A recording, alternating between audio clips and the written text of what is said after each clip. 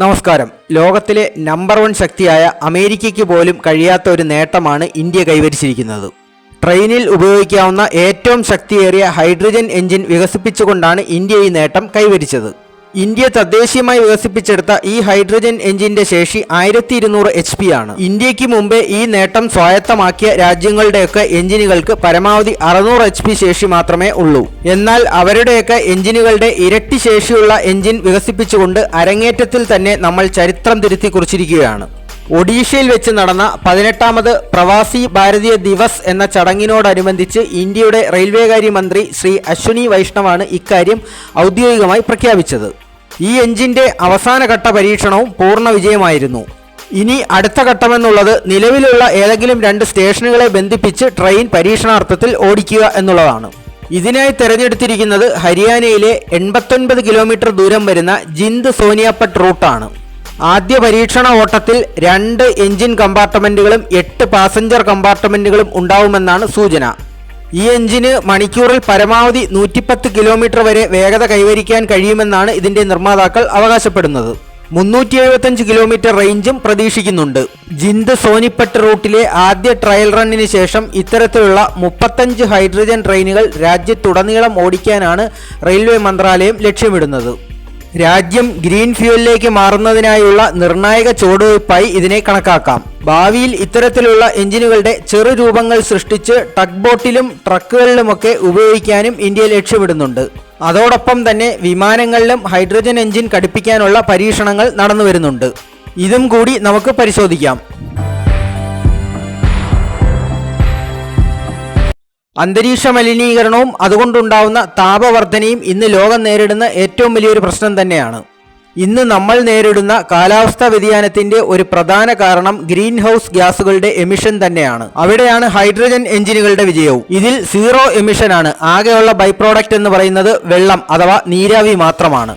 അതുകൊണ്ട് തന്നെയാണ് hydrogen fuel of the future എന്നറിയപ്പെടുന്നതും. പിന്നെ ഇന്ത്യ പോലെയുള്ള രാജ്യങ്ങളെ സംബന്ധിച്ചിടത്തോളം ഫോറിൻ ഡിപ്പെൻഡൻസി കുറയ്ക്കാനും കഴിയും. ഇന്ന് ഇന്ത്യ ഏറ്റവും കൂടുതൽ ഇറക്കുമതി ചെയ്യുന്നത് ഇന്ധനമാണ്. ഇങ്ങനെ അനുദിനം വർദ്ധിച്ചു വരുന്ന ഇറക്കുമതി തന്നെയാണ് ഇന്ത്യൻ രൂപയുടെ മൂല്യം കുറയ്ക്കുന്ന ഒരു പ്രധാന ഘടകവും. ഹൈഡ്രജൻ ഉൽപ്പാദിപ്പിക്കുക എന്നത് ഇന്ത്യയെ സംബന്ധിച്ചിടത്തോളം അത്ര ശ്രമകരമായ കാര്യമല്ല. കാരണം അത് സോളാർ എനർജിയിൽ നിന്നോ വെള്ളത്തിൽ നിന്നോ ഒക്കെ നമുക്ക് ഉൽപ്പാദിപ്പിക്കാവുന്നതേ ഉള്ളൂ.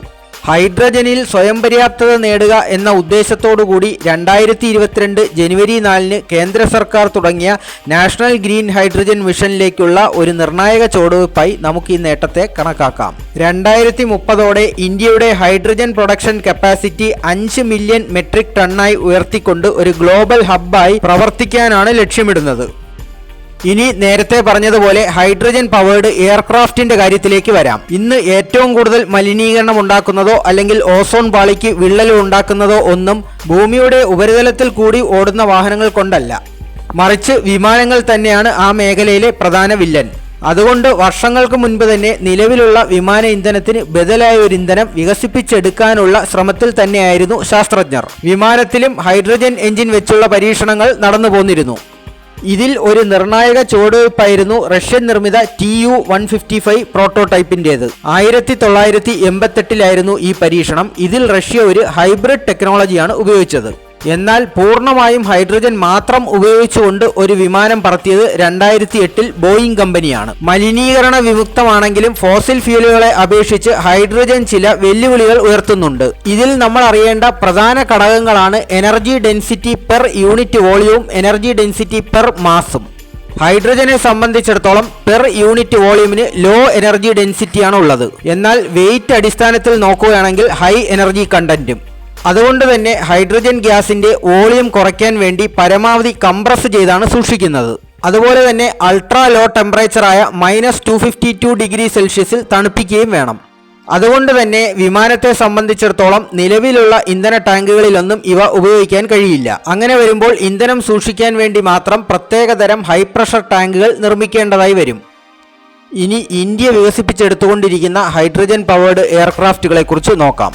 ഹിന്ദുസ്ഥാൻ എയറോനോട്ടിക്സ് ലിമിറ്റഡും ബ്രിട്ടീഷ് കമ്പനിയായ സീറോ ഏവിയം ചേർന്നുള്ള ഒരു സംയുക്ത സംരംഭമാണ് ഇത്.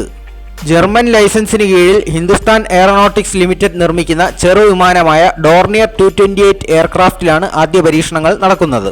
മിലിറ്ററിയുടെ കാർഗോ മൂവ്മെന്റ് അടക്കമുള്ള സപ്ലൈ ചെയിനിന് ഉപയോഗിക്കുന്ന 19 സീറ്റർ വിമാനമാണ് ഡോർണിയർ 228 എയർക്രാഫ്റ്റ്.